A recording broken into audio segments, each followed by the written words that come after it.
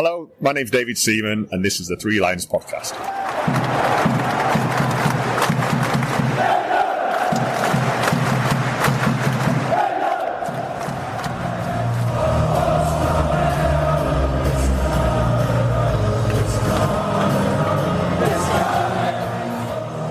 Hello and welcome to the Three Lions podcast. My name is Russell Osborne and this is an independent England football supporters podcast. I hope you are well. Thank you as always for tuning in. Finally, we have a squad. Finally, we have a couple of games to look forward to. Do you know, it's been 125 days between that 5-0 Ireland victory at Wembley in the Nations League and this upcoming Albania game in the World Cup qualifiers. There you go. Something to tell you, mates. On the last episode, you may remember I spoke with Alden Smith where we discussed the options that Thomas Tuchel had. That is still available at your podcast provider of choice. Since then, though, some players have unfortunately become injured. Some have returned. But I think it's safe to say we got the bulk of the players right. But there were some surprises, some that we didn't spot. And I'll come to that squad in a moment. But coming up on the show, I will be speaking with a couple of people who know our opponents, Albania and Latvia, much better than I do. Let me remind you, we play Albania on Friday the 21st of March, then Latvia the following Monday on the 24th. So a couple of trips to Wembley, which I can appreciate is a bit of a pain for those who don't live on its doorstep or within the vicinity of the stadium. But this is where the hard graft starts, qualification for the 2026 World Cup. Let me also remind you that this is a 5-team group. Come November, the top team will qualify, with second place heading into the playoffs. In total, there are 12 groups, so 12 top teams, along with 4 playoff winners. That makes up the 16 teams that Europe provides for the finals. I know a while back I mentioned how the other confederations were getting on. I'll touch on that once again towards the end of the show to update you. But I'll tease you this. Come the end of this international window, we'll have the first qualified nation for the 2026 World Cup. So with it being a 5-team group, as opposed to the 4-team ones, it means that one nation will miss out twice across the qualifiers. Obviously, we play twice in this first window, as I just mentioned. But whilst we host Albania, Andorra will entertain Latvia. And then when Latvia come to Wembley, Albania will be playing Andorra at home. So that means Serbia are missing out, although they are in action, as it's their Nations League playoffs. They're looking to hold on to their League A status when they face Austria home and away. So before I get to that squad that Thomas Tuchel announced, don't forget to hit the like button on your social media channels. Feel free to like, follow, subscribe at them, Twitter, X, Facebook, Instagram. If you use Threads or Blue Sky, it's on there.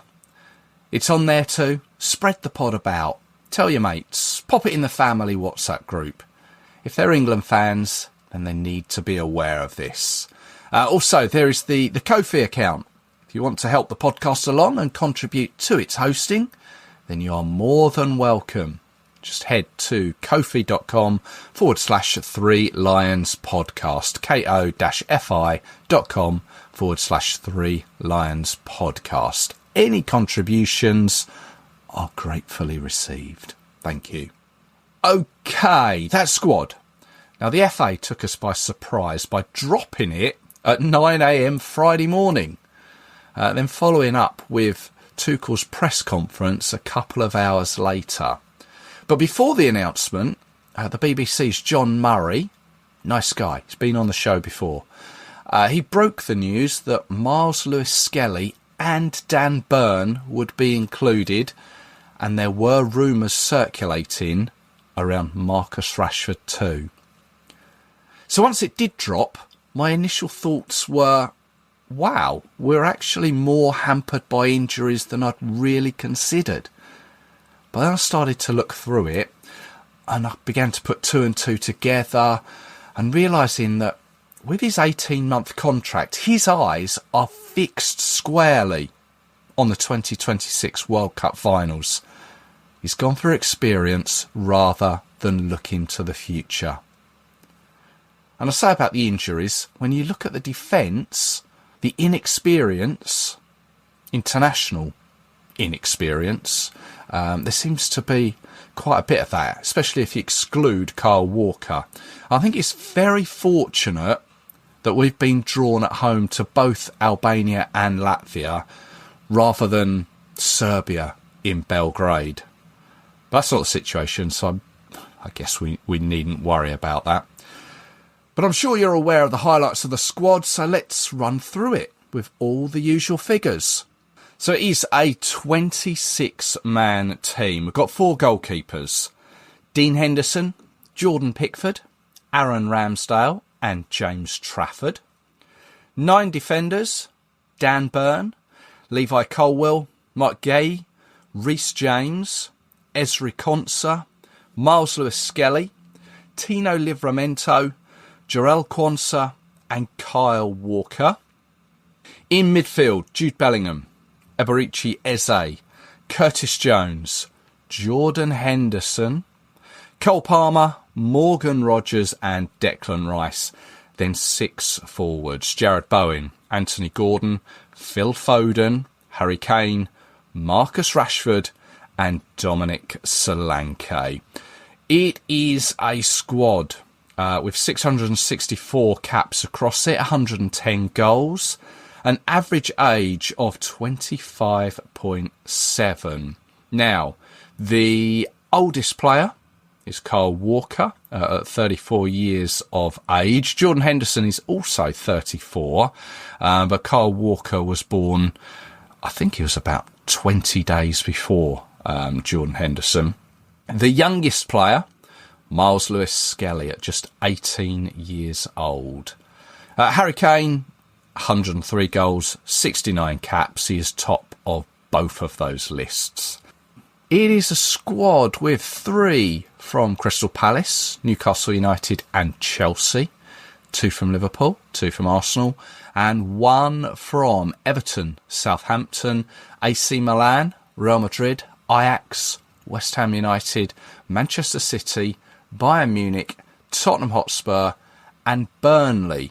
Burnley being the only team outside of the Premier League there.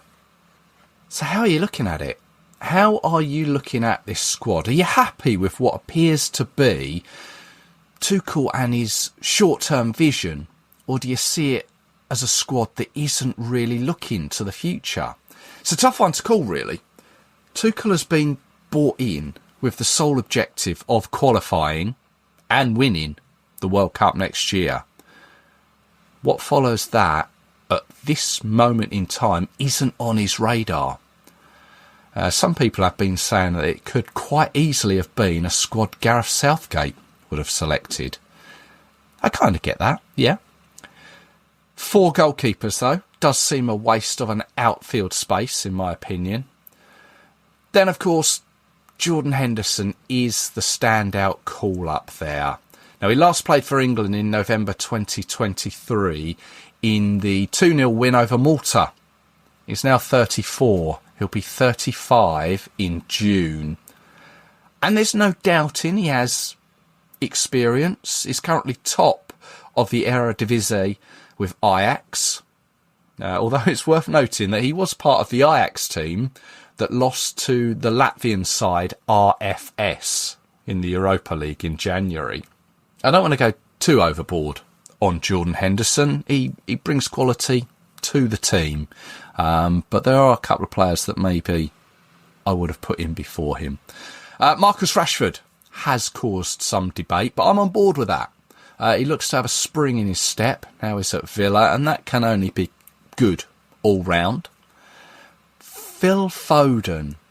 I, like many others, have yet to be convinced by Foden for England. He's 43 caps in But what with Manchester City having a disastrous season by their standards, and Foden, in my eyes, not really doing anything eye-catching, I can't help think he's there on previous reputation alone.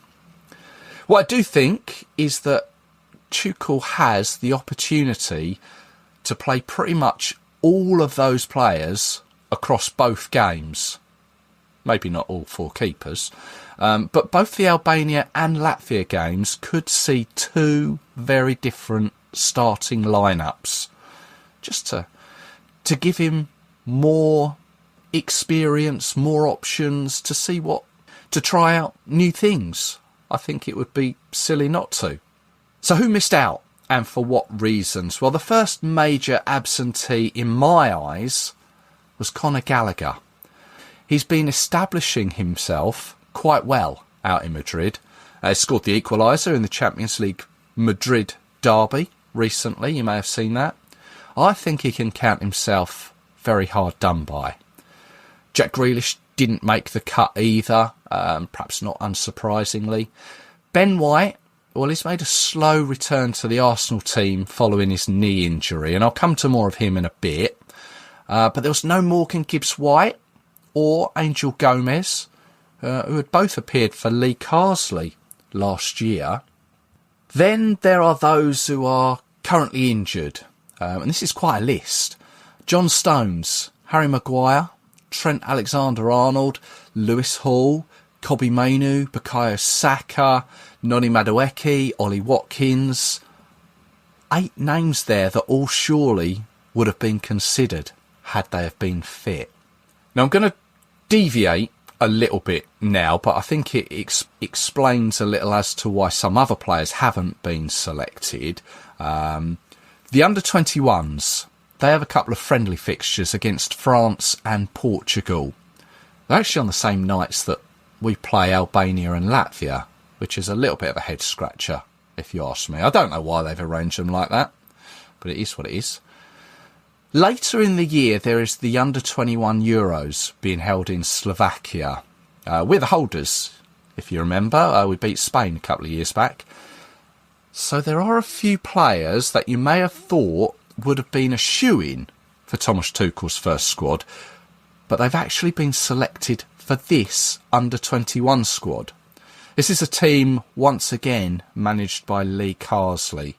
So some of those players that maybe you thought Thomas Tuchel would be picking are in the under-21s. Adam Wharton of Crystal Palace. I know he's had a recent groin injury, but he's been working his way back of late. 5 Premier League appearances at time of the squad being announced. Couple in the FA Cup too. Jared Branthwaite, Taylor Harwood-Bellis, Rico Lewis, Joe Bellingham, Jamie Gittins, Liam Delap, Harvey Elliott, Ethan Nyanweri.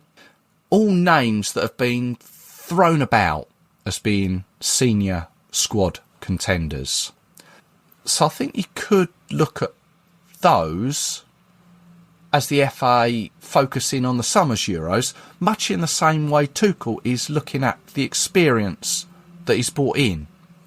I know it's his first squad and so many things can change in a short space of time. So I think initially I'm happy to be on board with what he's doing. And also it is worth pointing out that previous England managers, when comparing their first squad with who they took to their first World Cup, Gareth Southgate, he selected 11 players to go to Russia 2018 who were in his first squad. Fabio Capello took 14 to South Africa, and Sven-Goran Eriksson took 16. So I think this first squad, half of it maybe will hopefully go to Canada, Mexico and the United States next year. We will have to wait and see. But Tuchel had his press conference where he was asked about these selections. Henderson, he said of him, he's a serial winner. He brings leadership, personality and character. And both he and Dan Burn, despite their ages, can be at the World Cup. Harry Kane remains as his captain, but he wasn't prepared to say who his deputy would be, which, when he said it, to me, it came across as he hadn't considered that yet. Who knows? In the last episode, where I spoke with Aidan Smith, we spoke of Miles Lewis-Skelly, and we both acknowledged that it was possibly a little bit too soon for him, and it would appear that maybe Tuchel thought the same. He did mention him and his staff having conversations about him, and they almost had this parental view over him. They understand his age, they want to protect him, and they did consider that they might be fast-forwarding him, but I think in the end, injuries basically forced his hand. And he did say he does miss the day-to-day training with the players. The situation is new to him, but he's looking forward to getting out on the pitch and wanting to hug the players. We're all looking forward to getting those players back on the pitch, Thomas. We all are. Now, since the squad was announced, Newcastle United, they won the Carabao Cup, or the Rumbelows Cup in old money. Well done to them. Well done to Dan Burn. What a week he'll be having. England call-up, goal at Wembley, and also man of the match too. Eddie Howe became the first Englishman since Harry Redknapp to lift a trophy at Wembley. Redknapp, who was manager of Portsmouth in 2008 when he won the FA Cup. Food for thought, that one. Also, on the player front, Cole Palmer. Now, he didn't take part in Chelsea's 1-0 defeat to Arsenal and subsequently withdrew from the England squad. But later in the evening, he was replaced by Nottingham Forest's Morgan Gibbs-White.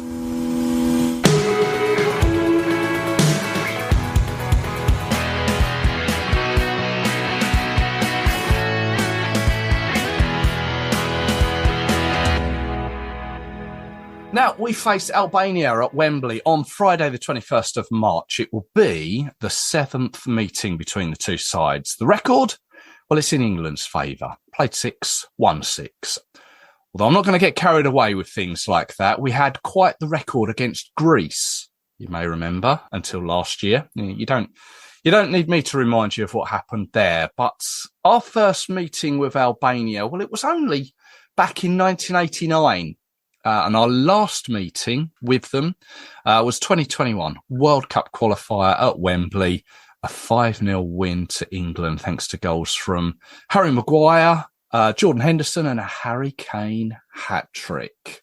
So as we always do, it's always good to speak with people who maybe know a little more than I do about our opponents. So I'm delighted to welcome to the Three Lions podcast, Alden, an Albanian fan living here in England. He has the Twitter account at the Albo Boy.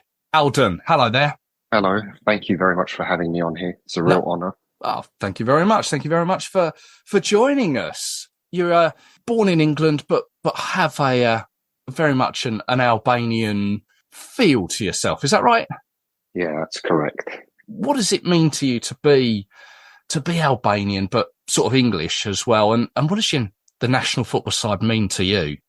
Oh, it feels very special, to have a very, unique background. Mm.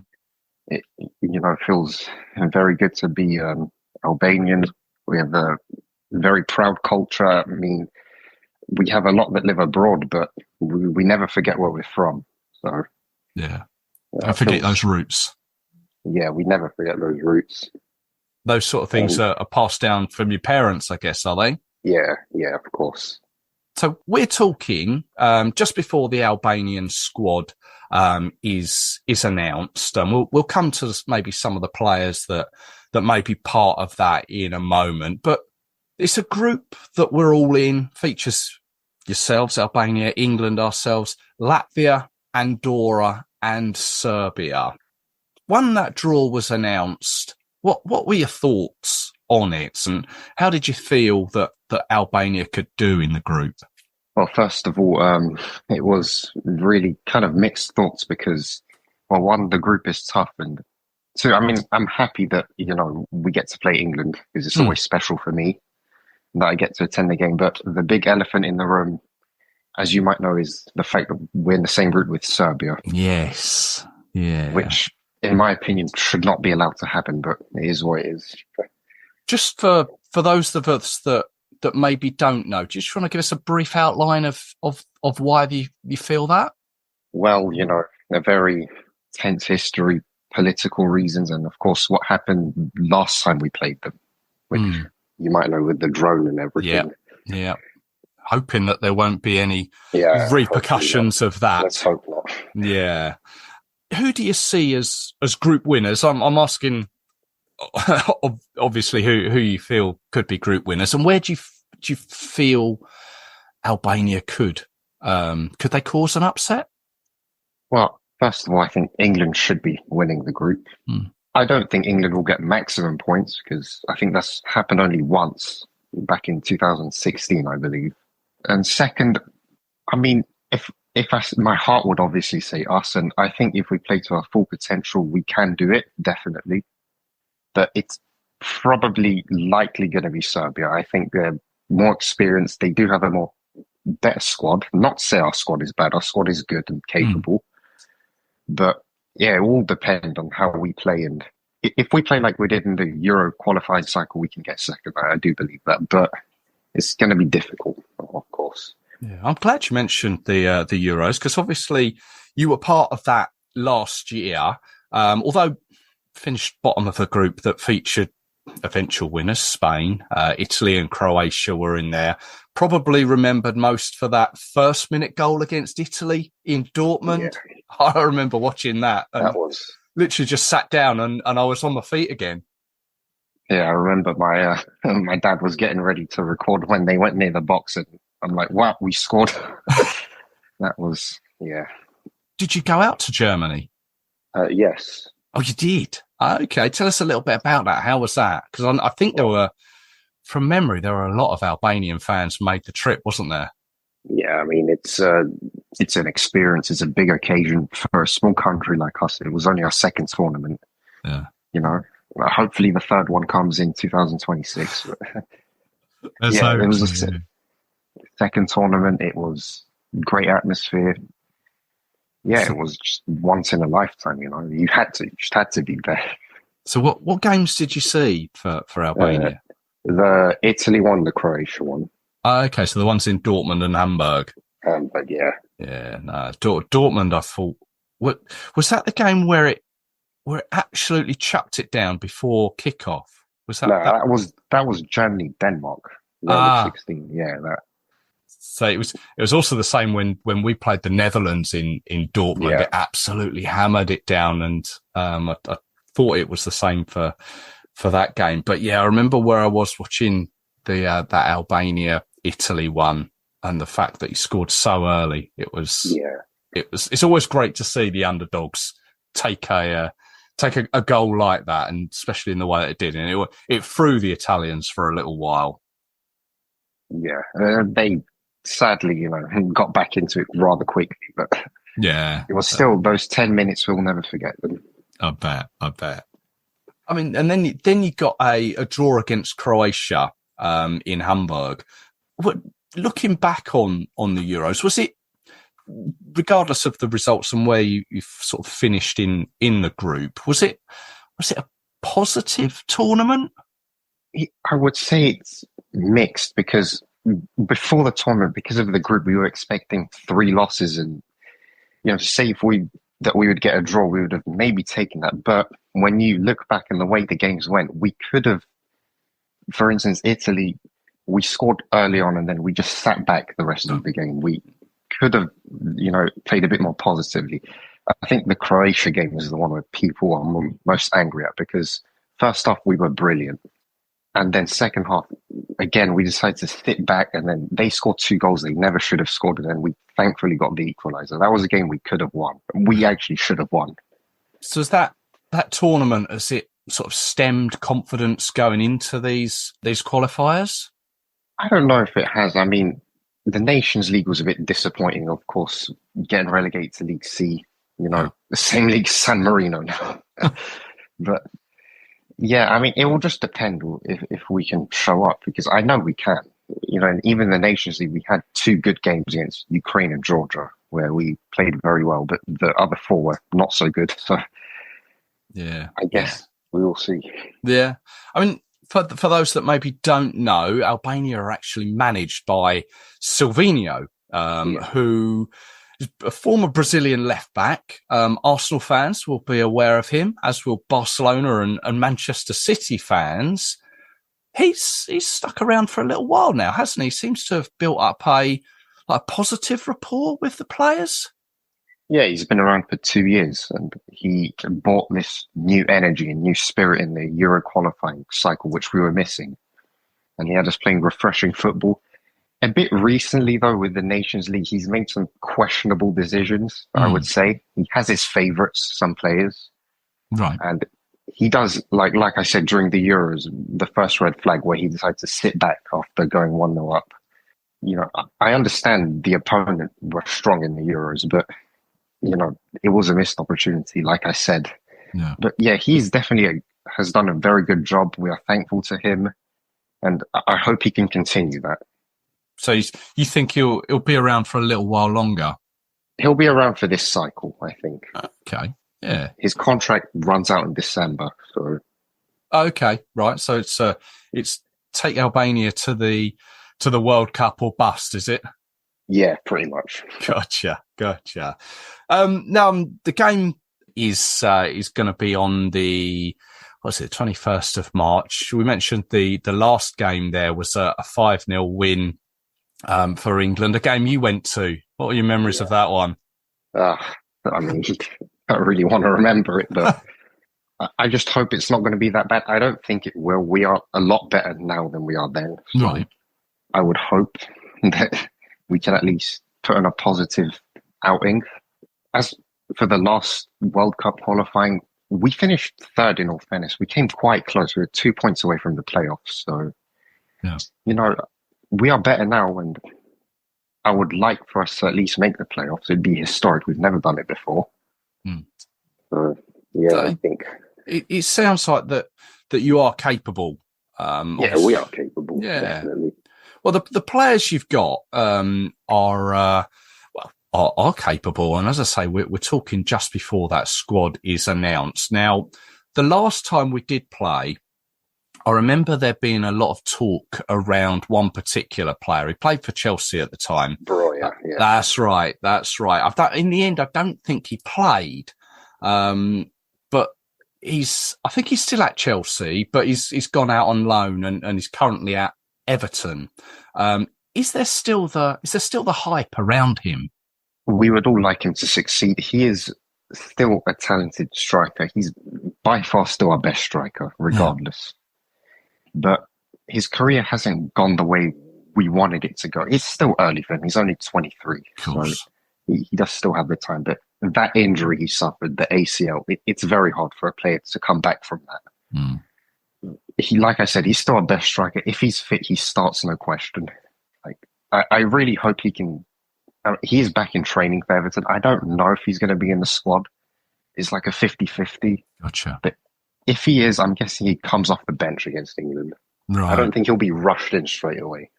That's wise. It's wise. I'll be honest. I wasn't aware he was still injured. I knew that he did have the ACL, but I wasn't. I thought he was back a little sooner. But it's a bit shame to not see him.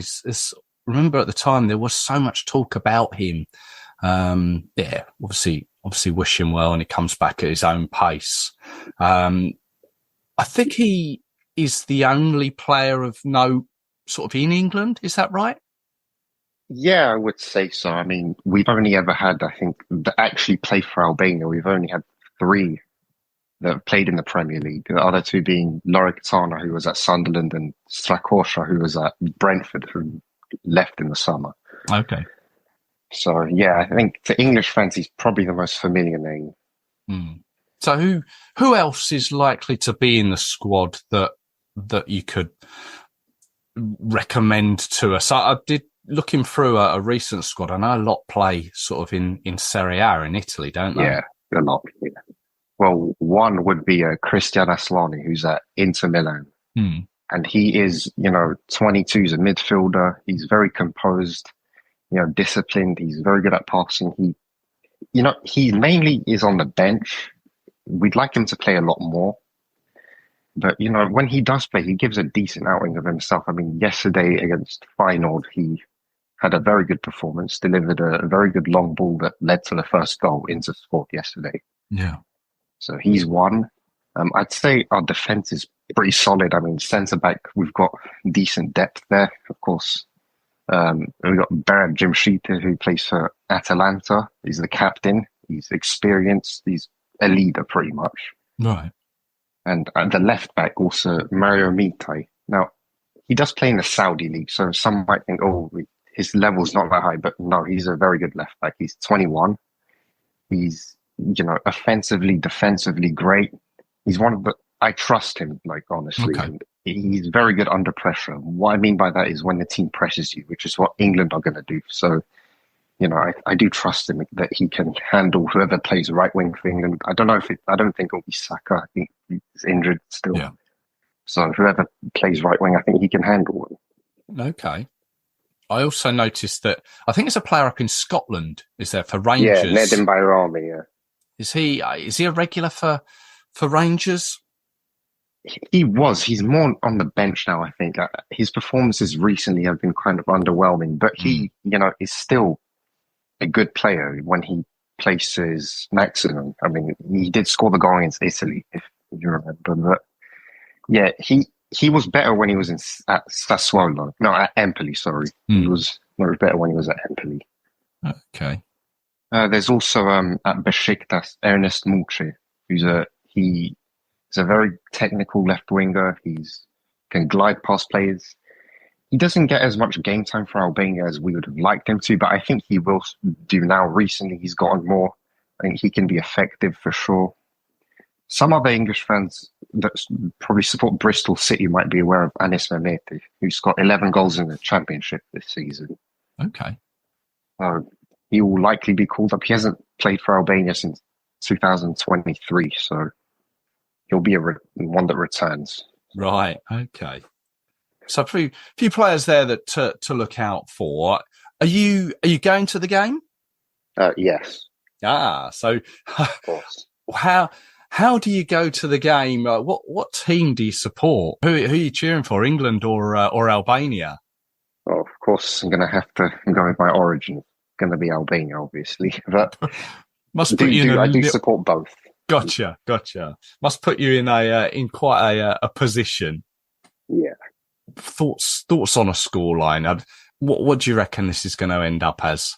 Well, my heart says 1-0 Albania. My head says it's going to be another 5-0, but I won't be too negative. I'll say 3-0 England. It's Tuchel's first game. He's going to come in guns blazing. I think, we won't be as bad as last time, I doubt, but I do think 3-0 England. Yeah, if I had to give one.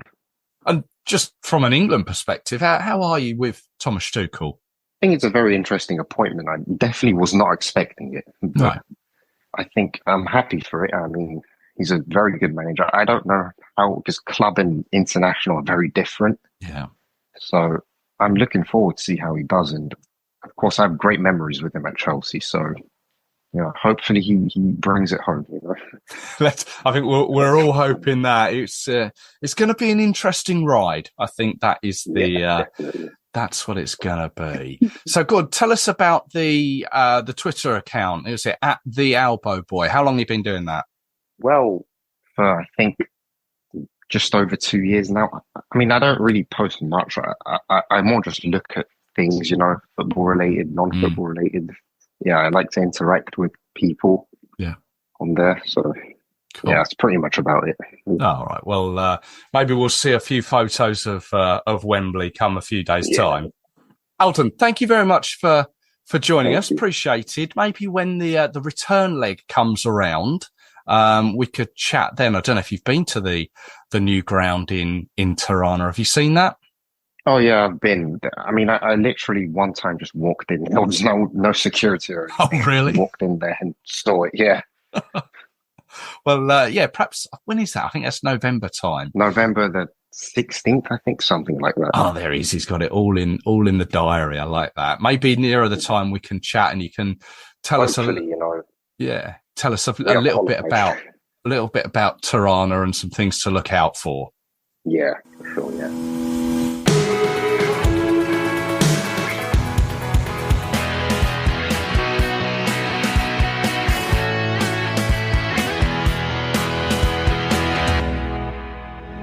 Now, Monday the 24th, England welcome Latvia to Wembley.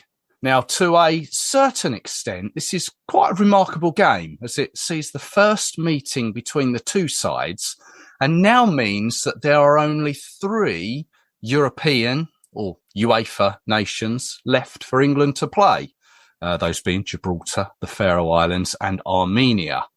Now, Latvia are ranked 140 in the FIFA rankings. I don't think I mentioned that Albania was 65th, but on paper, you'd imagine it could be a little bit one-sided, but you never know.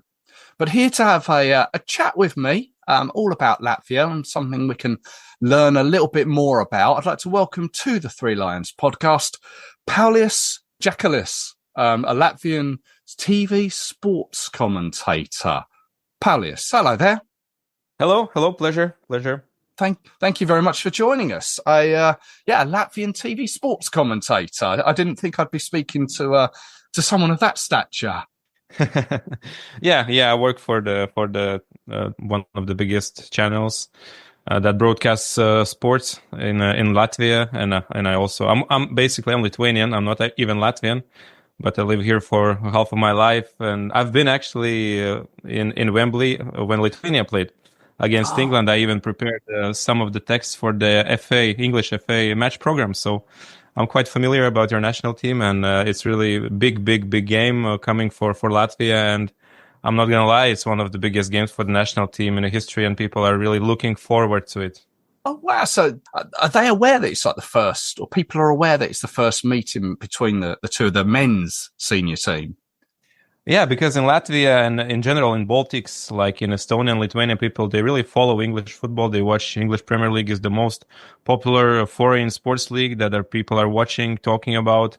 So everybody really wanted to play against England. And before every draw, there's always discussions. Will we get England or will we get some other like a big team? And England is always like on the first place.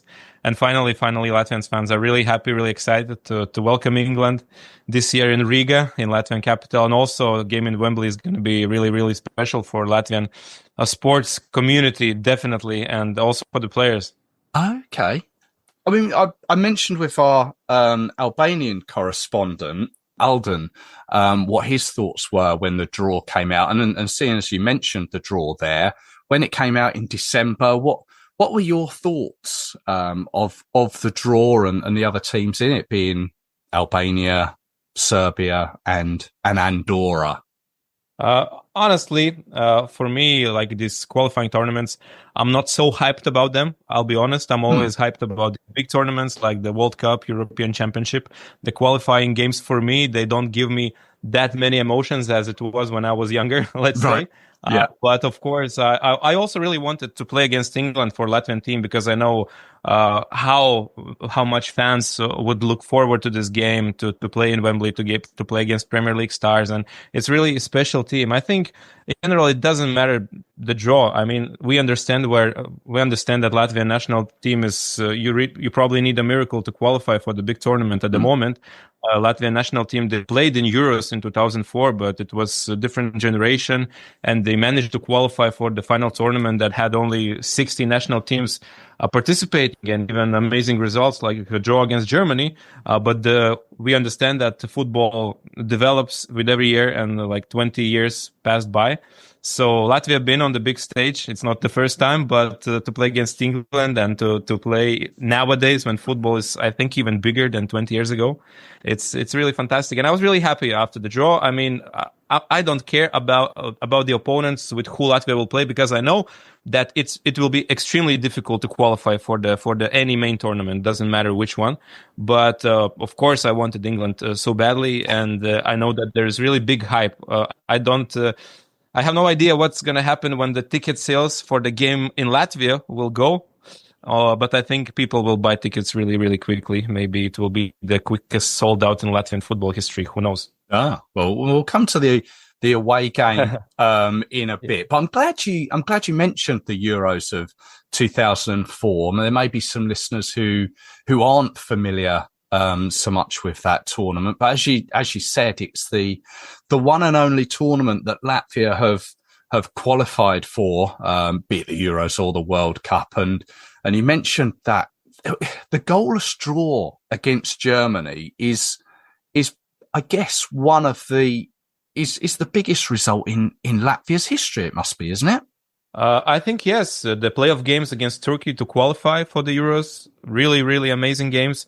And the game against Germany, I think, was just incredible. And now when you look back, at the time there was no VAR technology, but some situations against Maris Verpakovskis, nowadays definitely there would be at least one penalty against him.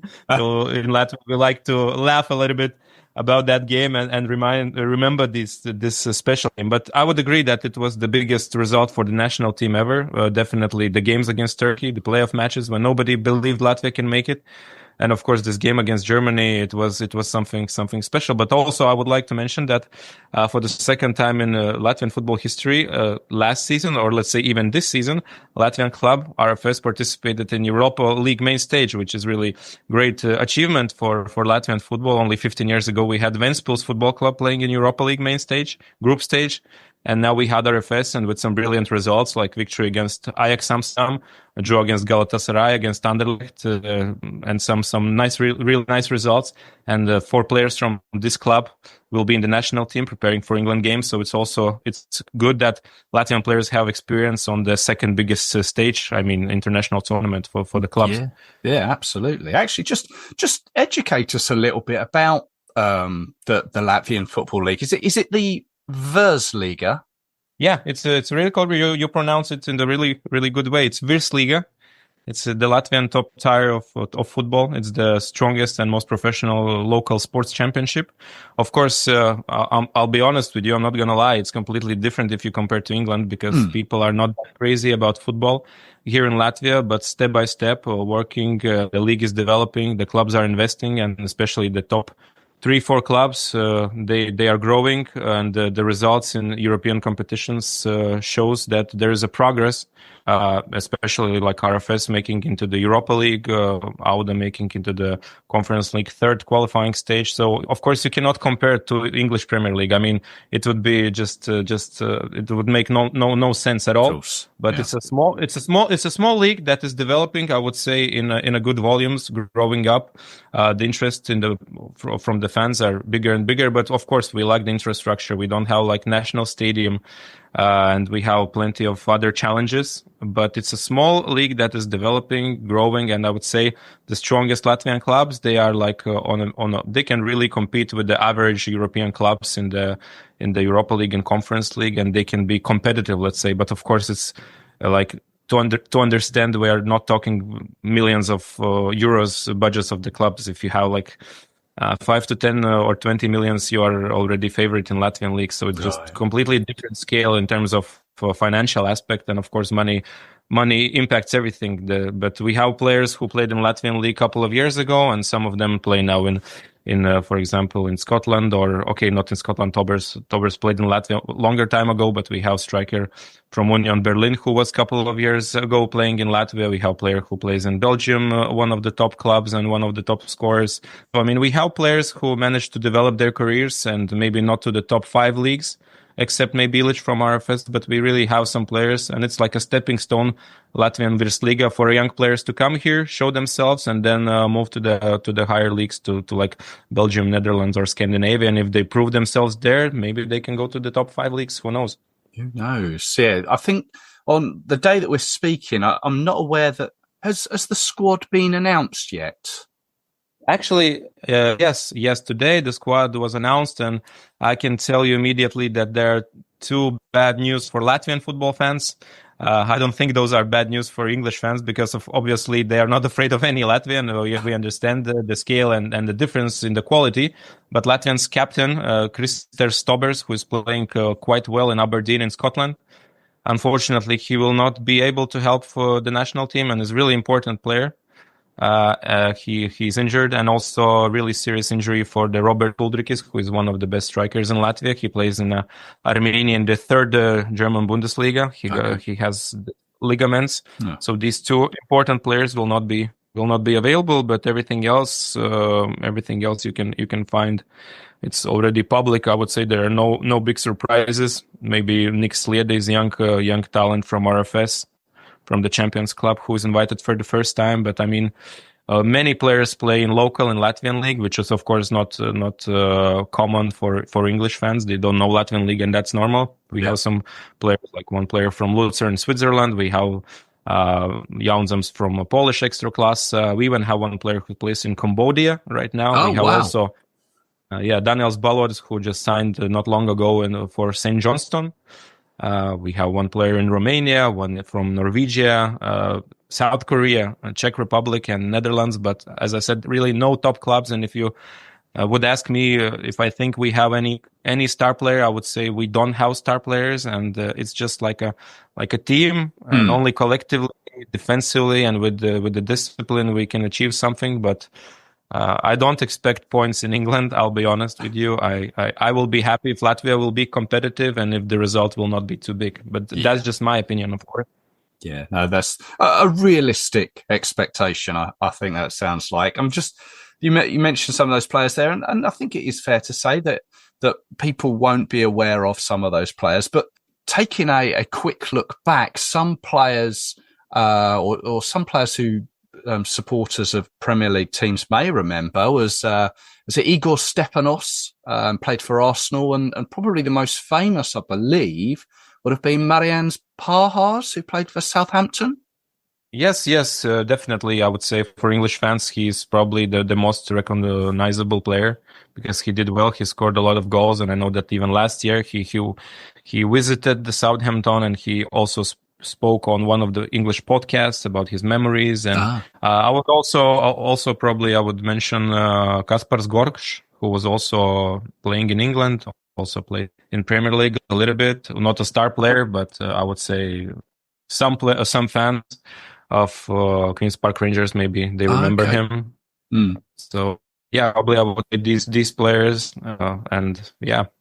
Okay. Not many players we had in England, so all the players who played at least 1 minute in Premier League, we remember all of them. And absolutely, had some good seasons with Queen's Park Rangers and Reading as well, and also Blackpool. So Blackpool as well. Okay, just switching from the men's team to the women's team very briefly. I'm sure you don't need reminding of the scoreline when the England women played Latvia over 2 games. There was an aggregate score of 30-0. What was the reaction in Latvia to that? I mean, here it was very. I mean, some people got excited about a lot of goals, but then other people were genuinely sorry for the Latvian team for a scoreline such as 20-0. I know. I even watched a little bit that game, but I mean, you cannot compare men's football in Latvia and women's football. No, of course. Because women's football, I would say in general in Latvia is like not professional. We have just a couple of teams that maybe have a couple of professional players, and not all of them are professionals. So you cannot ask anything when they play against top players from English national team. And in men's football, we have fully professional league. We had, as I said, club who played in Europa League and won against Ajax Amsterdam with some of the players who will play against England. So I can assure you there will be 30-0 in 2 games aggregate. But of course the difference is massive. We know what is Premier League. It's the strongest league in the world without any doubts, in my opinion. The biggest budgets with biggest stars, and I mean the difference just incredible between Latvia and England. But you also have to keep in mind one thing, that every game for these, let's say, small national teams like Latvia, games against opponents like England, it's for some of the players, it's once in a lifetime. And maybe if you have a match of your lifetime, who knows, maybe you will sign with, I don't know, championship club or something. Maybe you can get a chance and sign a better contract. So for them, it's going to be like really, really special. And it's a big stage where you can prove and show yourself. You can surprise someone. If you will lose 0-3, 0-4, even 0-5, I think nobody will be surprised too much. But if you give a proper fight, you lose, or I don't know, maybe a miracle happens and you get a point in Wembley.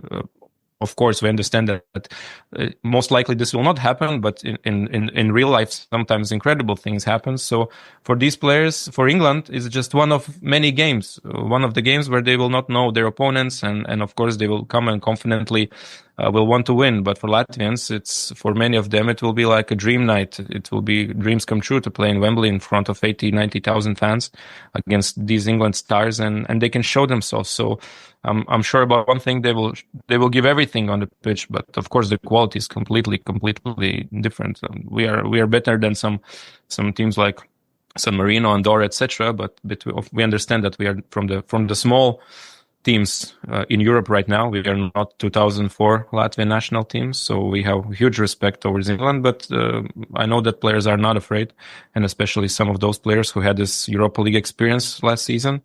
They show that they can play in some games like against Ajax, Galatasaray. So why not try to show the best against England and try to fight?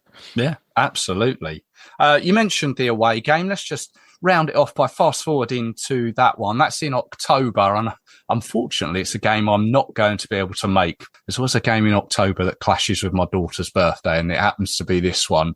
But there will be many England fans going. Just give us a little highlight of Riga and what potentially the ground is like and for England fans coming. Some people, they imagine that Latvia, it's like Eastern Europe. It's like everything is so cheap and everything is undeveloped. I've heard some kind of such opinions from people who never been here. But when people come here, they're really surprised that it's a European developed country, beautiful city, beautiful old town, lovely bars, lovely places to go chill and enjoy. Unfortunately, yeah, there's one problem. We don't have decent modern national stadium. The national stadium is still, let's say, shame for Latvia, because probably it's the only stadium in the Europe that is not, let's say, fully covered. It has no roof, and also it's like just from one side. So the capacity is 10,500. So it's not perfect stadium, and Latvia definitely needs and deserves a new modern stadium with a bigger capacity and with Western standards, let's say. But if we talk about city, if we talk about all the infrastructure, about airport, I think English fans will love it. And we had experiences. I also work for RFS, Latvian top club, and we played in the Conference League group stage a few years ago, and we had Hearts of Midlothian from Scotland. Yes. And over 2,000 fans traveled, and they really loved the Riga. They said it was the best away game from all the games. They enjoyed it so much. They loved it, and they're still writing on RFS Twitter quite often, like, when we're going to play again, we need to come to Riga. It's a beautiful place. Also, RFS played in qualifiers of Champions League against Larn FC, and also their fans, couple hundred of them, they came and they really enjoyed. So I think English fans will love it. It's really beautiful, beautiful city, beautiful town. It's worth checking. But of course, the stadium is quite tiny, so I have no doubts it will be sold out. But people will love it. And while talking about this, I also remembered one interesting fact. I think it might be interesting for your listeners, for your audience. The game in Wembley will be attended by more than 2,000 Latvian fans, or let's say they will not be ultras, but they are just people from Latvia or local people, Latvians living in UK, but they will go to Wembley to support Latvian national team, and it will be the record attendance for any kind of football game with Latvia's involvement in history. So it's really amazing. I'm not sure about Euro 2004. Maybe there were bigger crowd, but I'm not sure away. But anyways, let's say in last 20 years, nothing like this was ever recorded. We had 500 fans for RFS against Eintracht Frankfurt in Europa League, but now we will have around 2,000 fans enjoying football in Wembley. So it's really brilliant, and I think they will also enjoy London. Oh, well, I'm excited to see those fans at Wembley. I'll be going, and I hope they can make a lot of noise and get behind the Latvian team, and the Latvian team can reward them just for playing as best they can. Definitely. I think, and we all understand England will be pressing, will be dominating, will be with the ball, and Latvia will be in a low block, just defending, trying to get some counterattacks, and we'll see. We will need a good day for the goalkeeper. We will need a good day, maybe the best day for all the players to give a proper fight. But anyway, it's just one of those nights where you have to go and show the best you can. But I think really English fans will love Latvian fans, I think, because one of the things, they're really friendly. They're not coming to cause any trouble, any fights, any problems. They're just there to enjoy some pins, some nice football, beautiful stadium, beautiful city, and maybe make new friends. And of course, they will support Latvian national team the best they can. And I think the support will be, I can guarantee you, will be on a really, really good level, maybe even better than some English fans imagine or think. Oh, well, I look forward to it. Paulius, thank you very much for your time. I really appreciate it. Just giving us a little insight into Latvian football there and educating us a little bit. Thank you very much for your time. Thank you very much. My pleasure. And I hope this will be really a beautiful and wonderful football evening. And let's say, I hope the best team will win, and I hope that Latvia can cause some damage and problems on the pitch, of course. So thank you very much once again. And thank you, listeners, and enjoy your evening.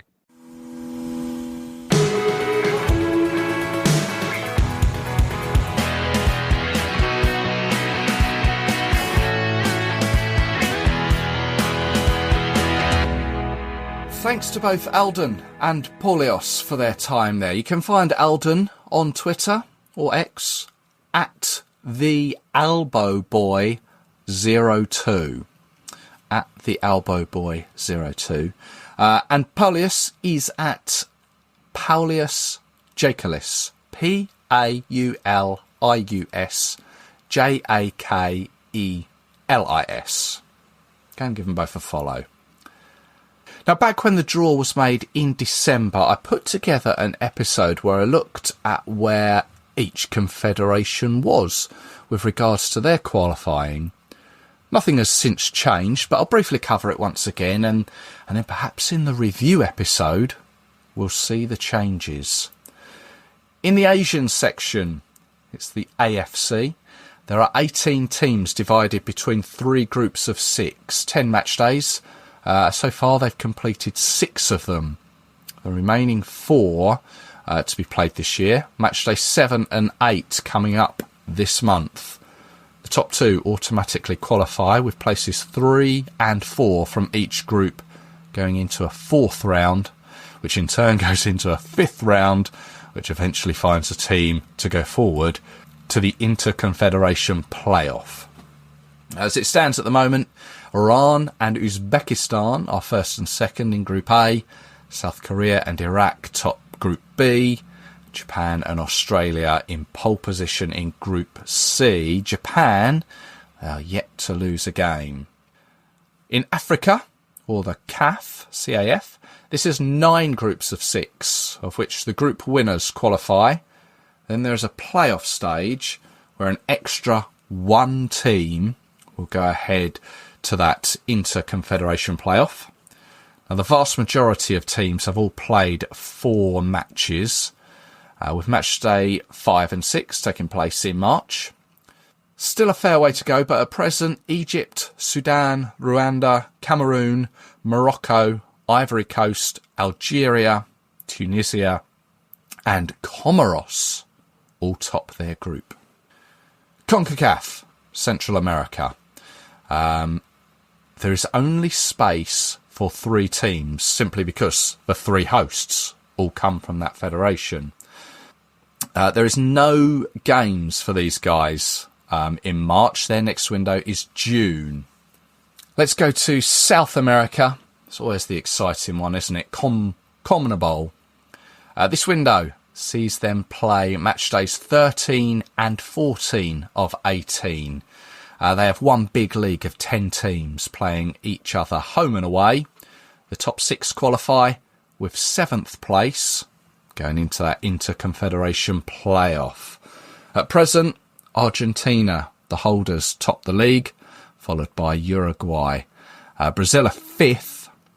And of course, Brazil, they're the only nation to have competed in all 22 finals. Now, I said at the beginning of the show, now there should be the first qualified team to join Canada, Mexico and the United States at next year's World Cup. It's going to come from the Oceania Confederation. They are well into their qualification there. Basically, they're down to the semi-finals, and it takes place this international window. New Caledonia, they face Tahiti, and New Zealand play Fiji. That's on the first match day, and then the winners of each play each other for the one spot directly awarded to Oceania. The losing side, well, they go forward to that intercontinental playoff. Who's your money on there? Who will be the first team to get to the World Cup? New Caledonia, Tahiti, New Zealand, or Fiji? We could have a surprise there, couldn't we? Let's leave it there. Thank you, as always, for listening. It is always appreciated. I will be back with you very soon, taking a look over these past two games. Let's get your thoughts on them. Why not send me those on email in voice format if you want to.